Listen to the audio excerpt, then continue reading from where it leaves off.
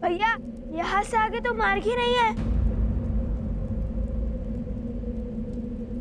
तब तो केवल एक ही मार्ग बचता है कुश। आश्रम का मार्ग।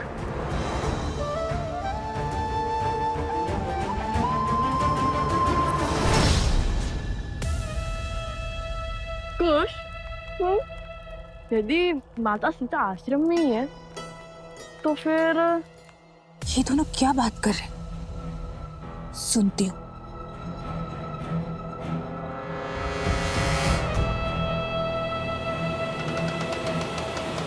हो सकता है कि माता सीता भेष बदलकर आश्रम में ही रह रही हो और हमें ज्ञात ना हो। तो हमें ज्ञात कैसे नहीं होगा कुश? हो सकता है वो हमारे पास ही हो और हम उन्हें पहचान ना पाए हो। यदि वो आश्रम में ही है तो उन्हें कैसे खोजेंगे हम? माता सीता, माता सीता, माता सीता, माता सीता, माता सीता, माता सीता। ऐसे पुकार देके खोज लेंगे हम उन्हें। और इतनी करुण पुकार सुनकर शांत थोड़ी ना बैठेंगी वो। अच्छा, तुम्हें क्या लगता है तुम उन्हें पुकार दोगे और वे आ जाएंगी? तो कोई खेल थोड़ी है कुश।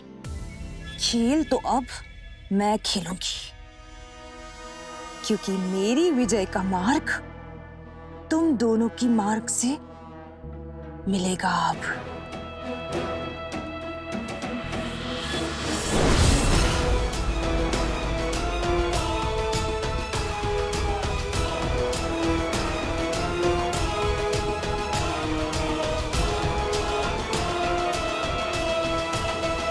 कुश, क्यों ना हम ऋषि भरद्वाज से ही पूछ ले, क्योंकि यदि माता सीता आश्रम में रहती है तो ये बात उन्हें अवश्य ज्ञात होगी। नहीं भैया, मेरा मन तो कहता है माता सीता आश्रम में ही होंगी।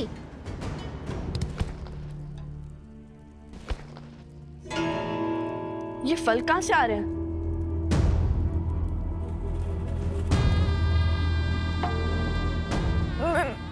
मेरे फल, मेरे फल।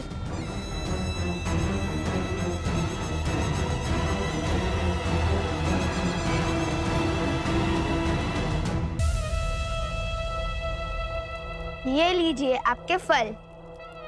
धन्यवाद ऋषि कुमारो। ईश्वर तुम्हारी सारी इच्छा पूर्ण करे।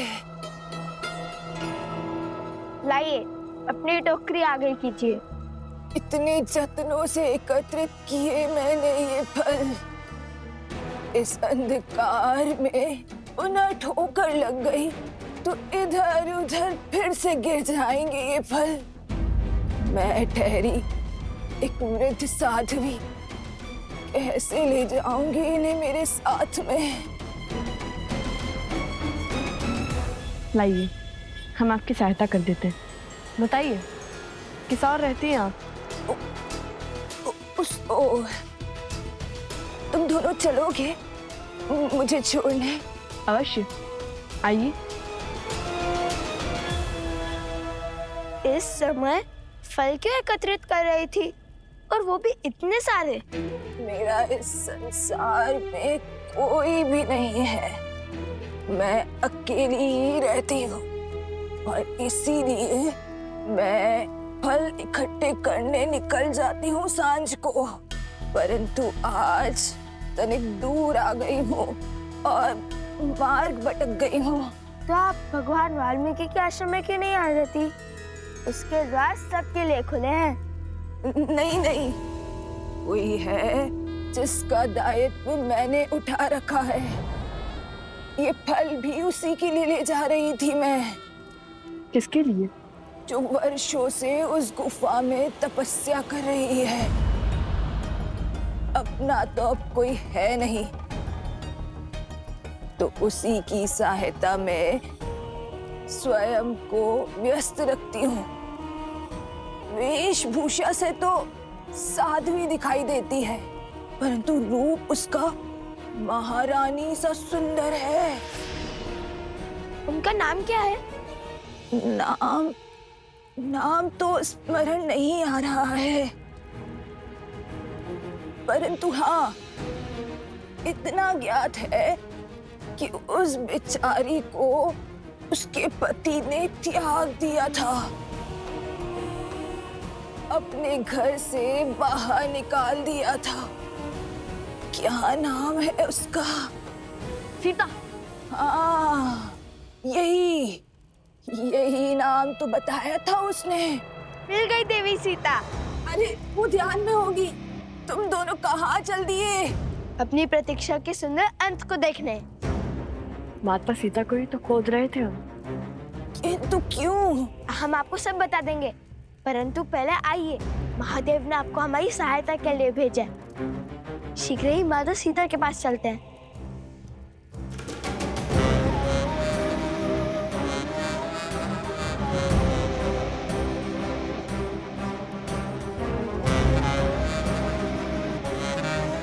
बस यही, इसी गुफा में है वो देवी सीता।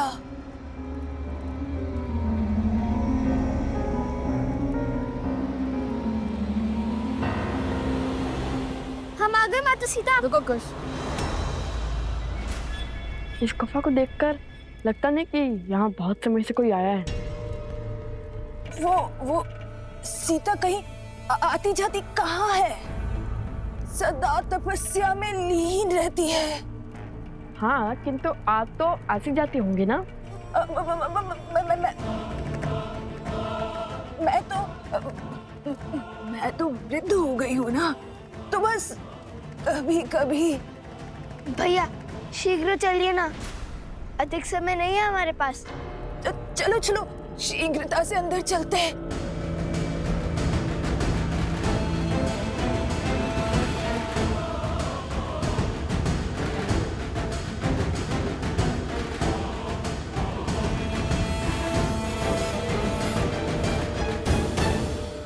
बस अब मैं और नहीं चल पाऊंगी। थोड़ी सी श्वास ले लो। तुम दोनों आगे जाकर बाएं मुड़कर आगे चले जाना, और फिर तुम गुफा के केंद्र तक पहुंच जाओगे।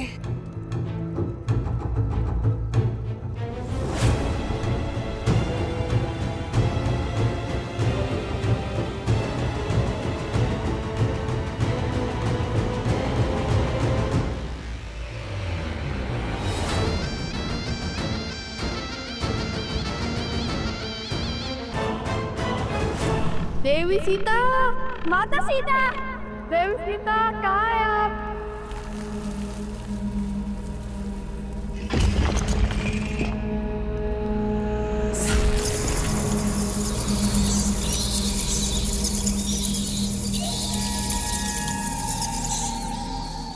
ये कैसी ध्वनि है?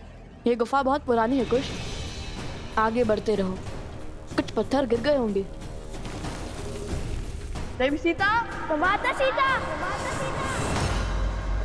बातें तो बड़ी बड़ी कर रही थी, किंतु आपकी बहन कुछ कर भी पाएगी या आप?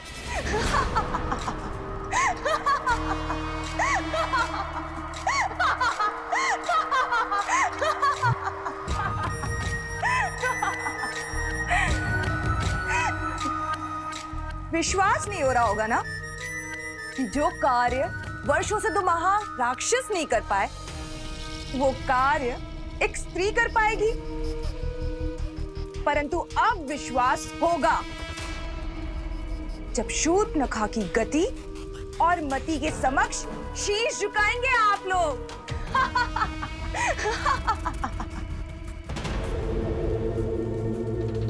ऐसा क्या कराई हो उनके साथ? देवी सीता, माता सीता, माता सीता। चलिए भैया, आगे चलकर देखते हैं। नहीं कुछ, मुझे नहीं लगता यहाँ पर कोई है। उस देवी ने कहा है तो माता सीता अवश्य ही यहाँ होंगी। चलिए चलकर उन्हें ही यहाँ ले आते हैं। आगे का मार्ग वो ही बताएंगी।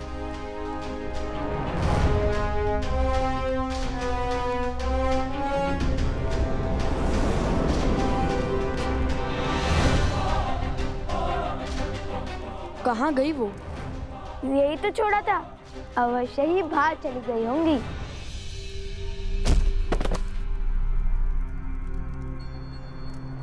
माता, भीतर आइए।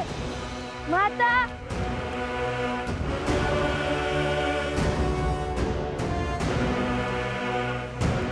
बताओगी भी, ऐसा क्या करके आई हो शूर्पणखा? मैं लव और कुश को गुफा में बंद करके आई हूँ भैया।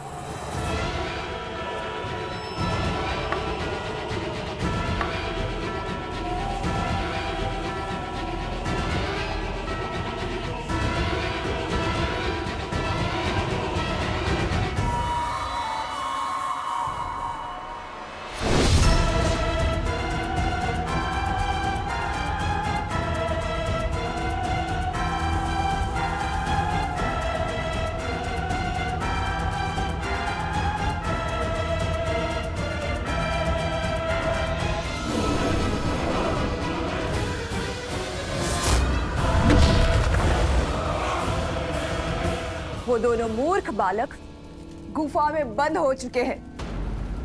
गुफा में बंद करने से क्या होगा? हमें अपने राक्षसों को वहां भेजकर उनका अंत कर देना चाहिए।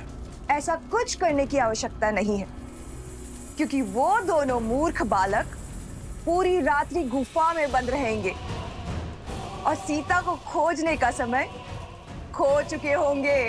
और जब तक वो बाहर निकलेंगे, सूर्योदय हो चुका होगा। और तुम्हारे हर संदेह का उत्तर मैं नहीं, लव और कुश की मृत्यु देह देंगी। तब तक के लिए तुम आनंद उठाओ शूर्पणखा के षड्यंत्र का।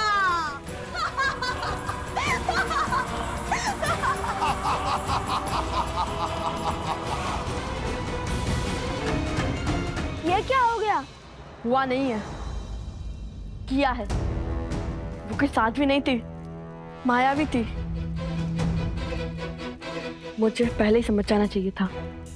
शीघ्र ही दिन हो जाएगा भैया, हम जीवन के इतने बड़े लक्ष्य से चूक जाएंगे। अब श्री राम को, संसार को, अपने आप को क्या मुख दिखाएंगे कि माता सीता से भी मिल ना सके।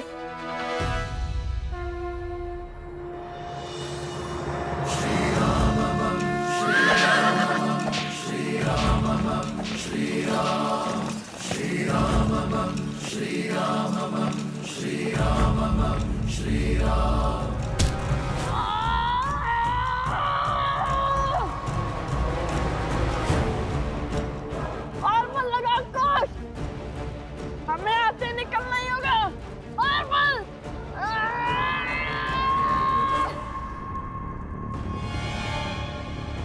ये बटर तो हिलने का नाम ही नहीं ले रहा भैया।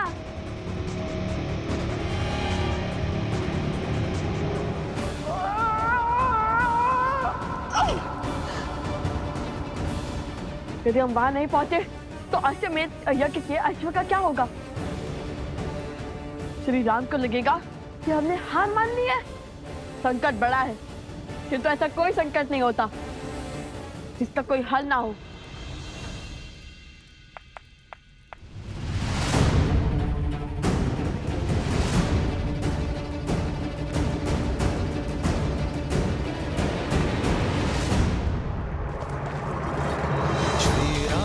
चंद्र कृपालु भजु मन हरण भव भय दारुणम पटपीत मानहु तड़ित रुचि सुचि नौमि जनक सुतावरम।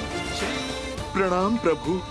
श्री राम राम राम श्री राम। लवकुश कहाँ है? लगता है उन्होंने अपनी माता को सत्य बता दिया है और उनकी माता ने उन्हें समझा दिया है। ईश्वर करे यही हुआ हो प्रभु। आर्य सुमंत, अश्वमेध यज्ञ के अश्व पे अपना अधिकार कीजिए और मेरे हनुमान को बंधन मुक्त कीजिए। हम अश्वमेध यज्ञ पूर्ण करने की दिशा में आगे बढ़ते हैं। रुकिए।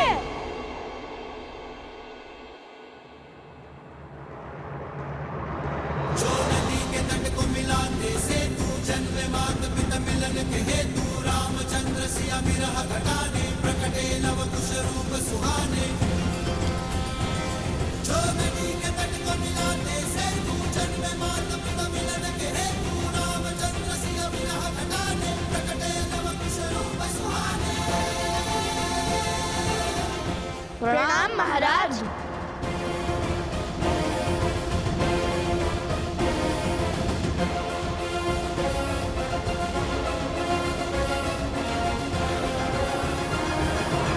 प्रणाम करके दंड से नहीं बच पाओगे तुम दोनों। बहुत विलंब कर दिया आने में तुम दोनों ने। ये विचार कर रहे थे कि युद्ध में जाए या नहीं।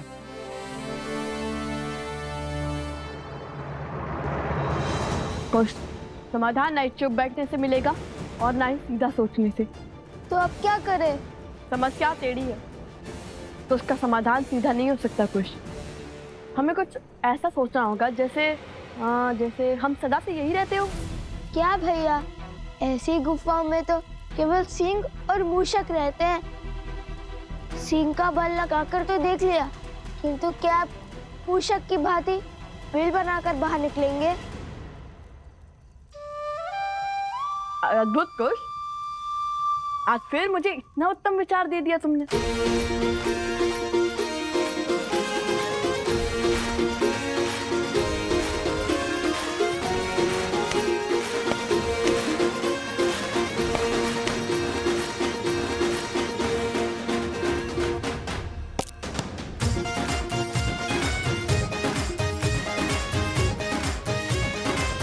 अरे भैया, भूमि के नीचे खोदने से तो 3-4 अश्वमेध यज्ञ संपूर्ण होने के बाद ही बाहर निकलेंगे। बाकी सब दीवारें परसों से यहाँ हैं, किंतु ये दीवार नहीं है। यदि हम इसके नीचे मिट्टी खोदेंगे तो ये ऊपर के पत्थर नीचे गिर जाएंगे, तो ये और नीचे जाएगा, जिसके कारण ये ऊपर के पत्थर नीचे आ जाएंगे।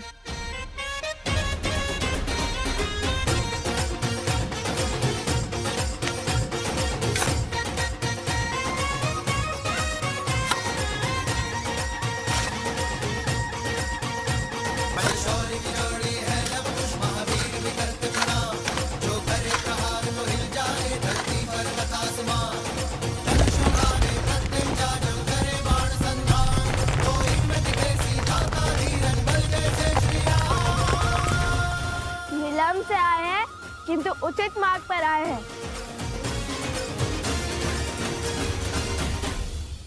सूर्य प्रातःकाल मेघों से गिरा हो तो उदय होने में समय लग सकता है। इसका अर्थ ये नहीं है कि उसने रात्रि से हार मान ली। अब किस माया में उलझाने आए हो? लड़ना है तो सामने से लड़ो। अरे लड़ना ही तो नहीं चाहते, इसलिए इस समस्या का समाधान ढूंढने गए थे। इस समस्या का एक ही समाधान है, तुम अपनी हट और अश्वमेध यज्ञ का अश्व दोनों छोड़ दो। नहीं श्री राम, इस समस्या का समाधान है देवी सीता।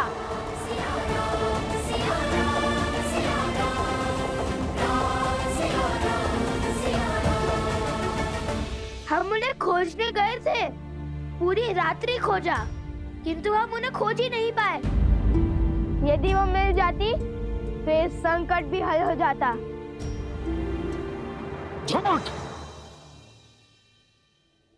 महाराज, मुझे पूर्ण विश्वास है कि इन दोनों ने ही पूरी रात्रि अपनी माया का प्रयोग कर हमारे शिविर पर आक्रमण किया है।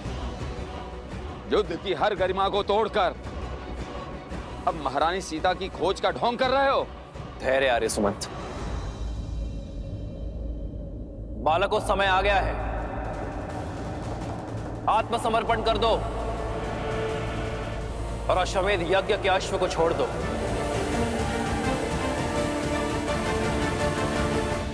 आर्य सुमंत, अश्व को लेकर चलिए। जी महाराज। गुरुदेव।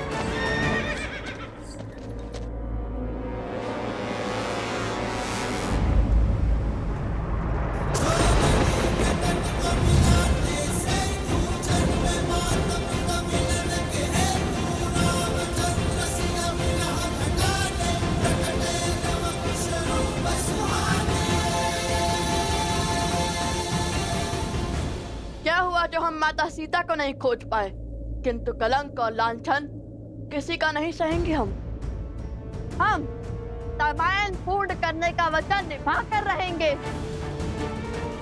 अपना प्रण पूर्ण करने के लिए, अपना प्राण देने के लिए सज है हम आपसे युद्ध अवश्य करेंगे श्री राम।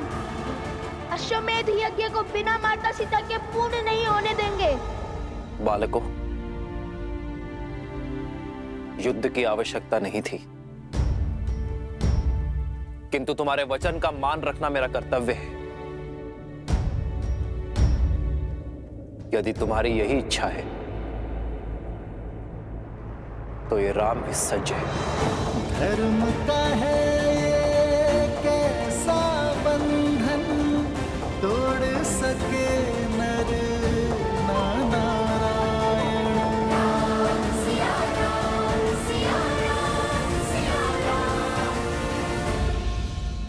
महादेव, मन अत्यंत विचलित हो रहा है। लवकुश के भविष्य की चिंता मुझे खाए जा रही है। क्या इस बार श्री राम अपने ही पुत्रों को? देवी, आप व्याकुलता में वास्तविकता को भूल रही हैं। मत भूलिए कि लवकुश ने शास्त्र और शस्त्रों की विद्या स्वयं त्रिकालदर्शी वाल्मीकि से ली है। माना कि जो होने जा रहा है वो लगभग असंभव प्रतीत होता है, परंतु देवी, असंभव तो मेरे राम के अयन रामायण का प्रत्येक अध्याय है। इसलिए ये संसार इस असंभव प्रतीत होने वाले युद्ध के लिए भी सज्ज हो जाए, क्योंकि ये वो युद्ध है जो आर्यावर्त के भविष्य को आकार देगा। और देवी, ये बात तो आप भी भली भांति जानती हैं कि कोई भी महान कार्य बिना त्याग के पूर्ण नहीं होता।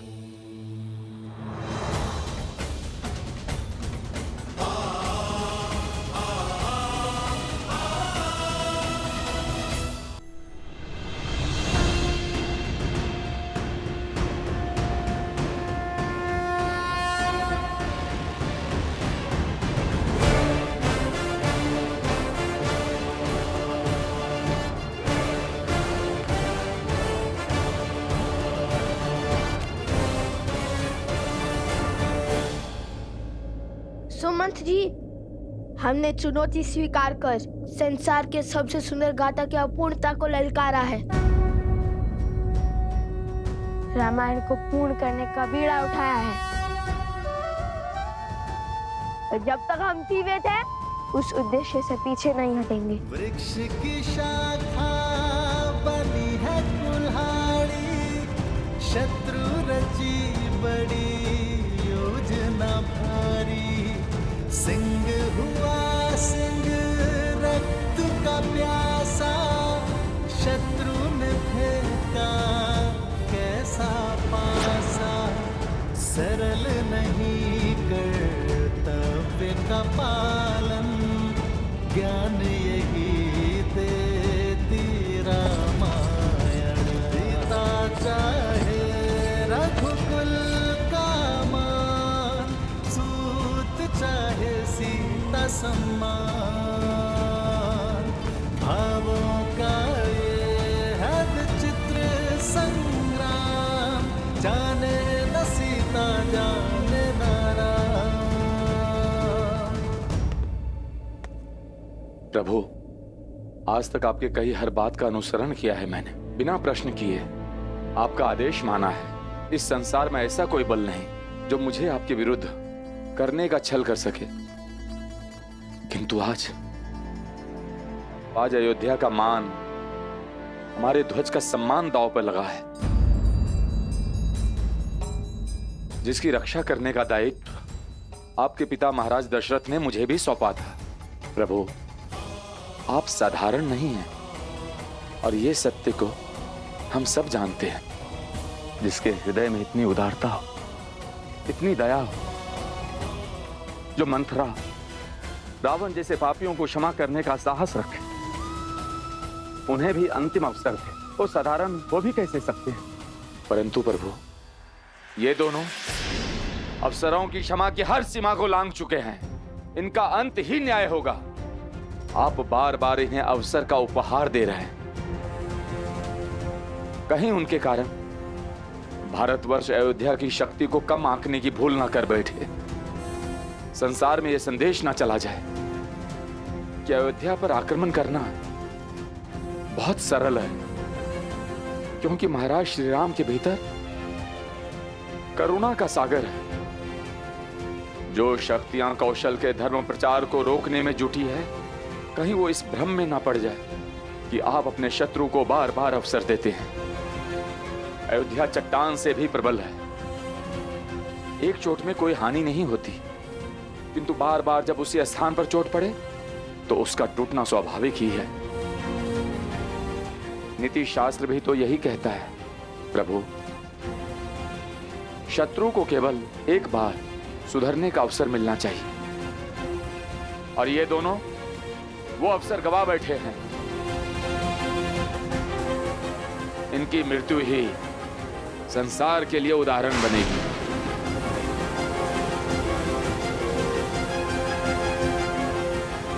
अयोध्या की शक्ति की प्रचारक बनेगी। यदि मेरी भक्ति अयोध्या के लिए सत्य है, आज आप उस सुमंत की बात नहीं टालेंगे। इसने आपके जन्म से लेकर अब तक आपकी उपस्थिति को उत्सव की भांति मनाया, जिसने खेल में ही नहीं प्रशिक्षण में भी आपका साथ दिया है, जिसने भारी मन से आपको वन गमन के लिए विदा किया था। आज आपके भाइयों और मित्रों की जो दशा है, उसके कारण ये दोनों ही हैं। अंत कीजिए इनका और जगाइए उनको उनकी मूर्छा से।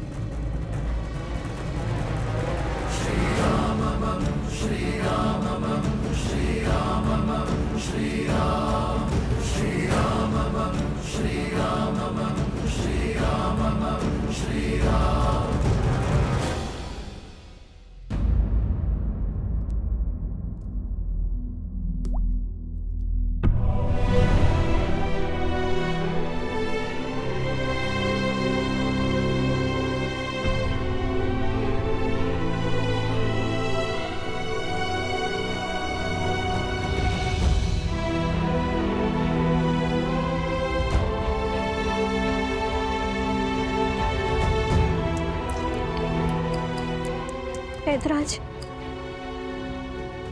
चार ना सही, तो इस प्रक्रिया को धीमे करने का कोई तो उपाय होगा।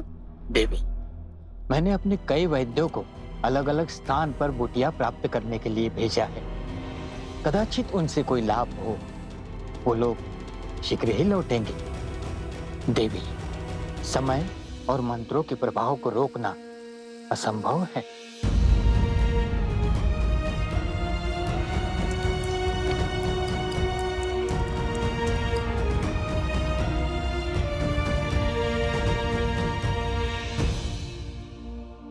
मानवी, श्री राम के होते हुए चिंता कैसी? वो अपना वचन अवश्य निभाएंगे।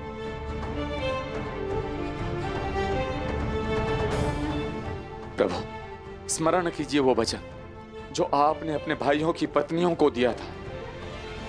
यदि कल तक मैं अपने भाइयों और अपने मित्रों के प्राण नहीं बचा पाया, तो मैं आपको वचन देता हूं कि कल मैं भी जीवित नहीं लौटूंगा। स्वयं को उनके पिता के समान कहा था। यदि ये मान भी लूं, कल रात्रि जो आक्रमण हुआ वो इनका नहीं, किसी आसुरी शक्ति का किया धरा था। किंतु यदि इन्हें एक और अवसर दिया गया तो ये आसुरी शक्ति को और प्रबल बना देंगे। प्रभु,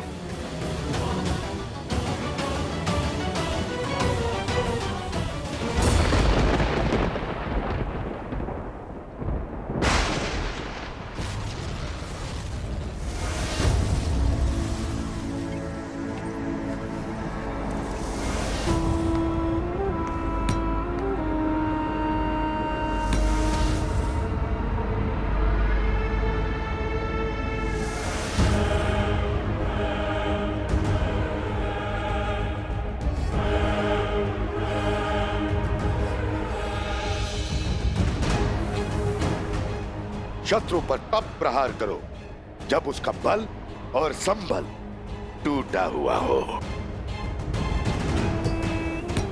ये युद्ध की सबसे उत्तम नीति है। जब राम अपने पुत्रों को मारेगा तब वो टूट जाएगा और तब हम उसकी संतान रूपी अयोध्या पर वार करेंगे। उन्हें संभलने का समय ही नहीं देंगे।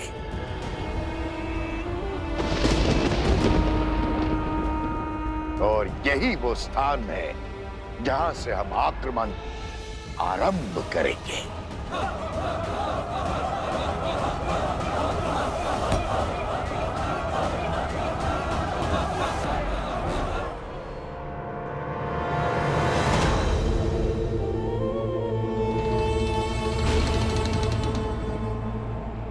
स्थान तो बड़ा ही उत्तम चुना है आपने भैया। अब हमारे सहस्त्र राक्षसों की सेना अयोध्या का चिन्ह, राम राज्य का स्वप्न सब धराशाही कर देगी। बस अब पिता और पुत्रों में युद्ध शीघ्र ही आरंभ हो जाए। जीते चाहे कोई भी, विजयी तो हम ही होंगे। बस अब इस युद्ध में कोई बाधा ना बने। प्रभु, निर्णय की डोर आपने थाम रखी है। यदि आज अपने ही पुत्रों की मृत्यु का कलंक आप पर लगा तो भगवान का ये भक्त प्रभु चुप नहीं बैठेगा।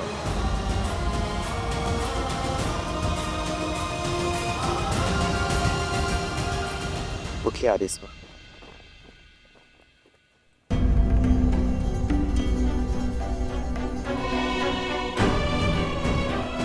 यदि लव और कुश को अंत करने के पश्चात प्रभु को सत्य का ज्ञान हुआ तो प्रभु स्वयं को कभी क्षमा नहीं कर पाएंगे। हे भगवान वाल्मीकि, आप मुझे क्षमा कर दीजिए। मैंने आपको वचन दिया था कि ये सत्य अपने मुख से मैं कभी नहीं निकालूंगा,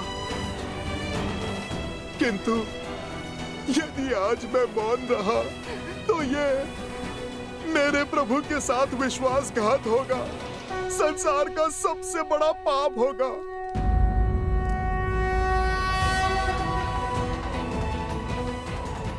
जब प्रश्न मेरे प्रभु की प्रतिष्ठा पर हो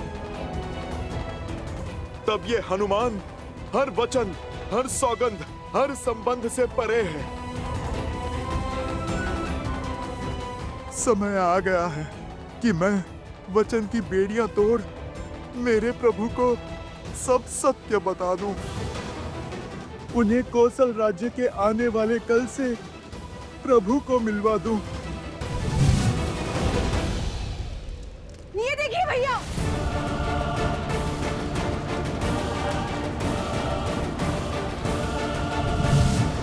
मैं आपकी चिंता और व्यथा दोनों को समझता हूँ आर्यसमंत। आपने अपना संपूर्ण जीवन अयोध्या की सेवा के लिए समर्पित किया है। यदि मैं ये कहूं कि अयोध्या की प्रतिष्ठा की चिंता आपको मुझसे अधिक है, ये कहना अनुचित नहीं होगा।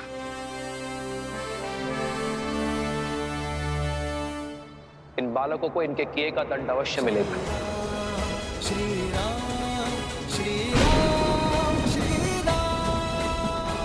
इनकी कथा अयोध्या को कलंकित नहीं करेगी आर्यसमंत। श्री राम, उठाइए अपना धनुष और कर दीजिए सुमंत जी की इच्छा पूर्ण। कर दीजिए लवकुश का अंत।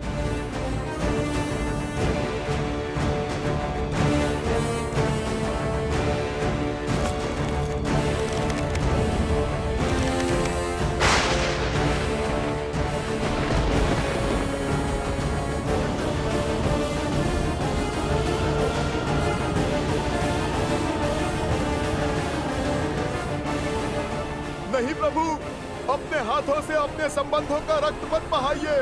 राम राज्य के स्वप्न को कलंकित होने से बचा लीजिए प्रभु। आप जिन्हें मृत्यु दंड देने वाले हैं प्रभु, वो आप ही के पुत्र हैं।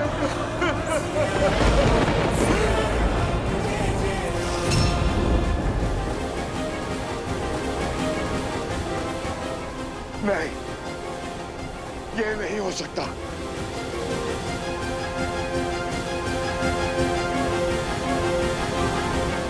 हनुमान ने सत्य कह दिया, हमारे हर षड्यंत्र का अंत कर दिया। ये सत्य सुनकर न राम धनुष उठाएगा और न ही ये युद्ध होगा। नहीं! हमारा वर्षों का परिश्रम, सदियों की प्रतीक्षा यूं व्यर्थ नहीं हो सकती। कुछ कीजिए महाराज।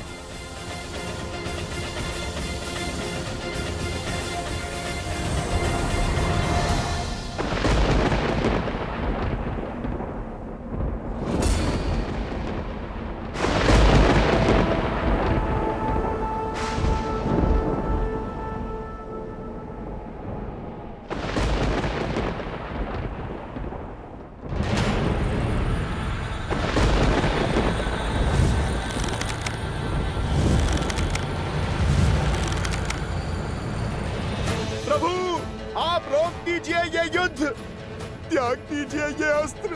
प्रभु, मत कीजिए ये अनर्थ। प्रभु, रुक जाइए।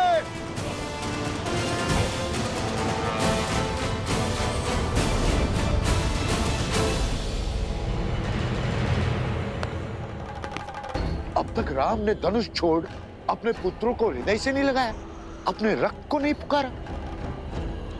इसका अर्थ स्पष्ट है, हनुमान की ध्वनि राम तक नहीं पहुंच रही है।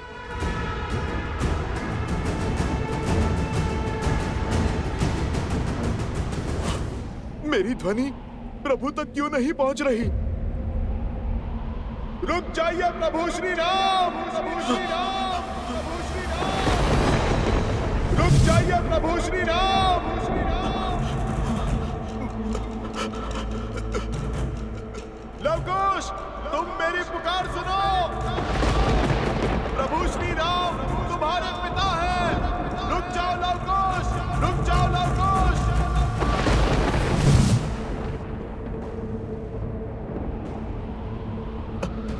ये क्या हो रहा है?